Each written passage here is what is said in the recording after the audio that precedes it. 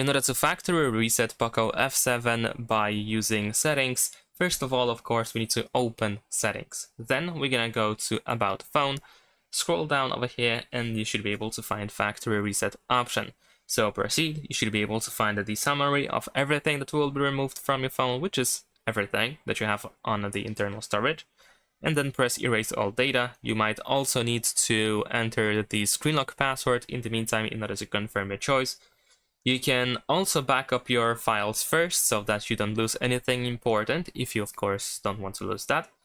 But if you're ready, you can just press factory reset, and after 10 seconds you should be able to press next in order to proceed, and then you will erase everything from your phone, and you should be able to have the initial configuration again. Once again, once you press next, wait another 10 seconds, and after that cooldown you should be able to press OK, and we should be able to perform factory reset. There we go. So that's pretty much it. Thanks for watching, leave a like and subscribe.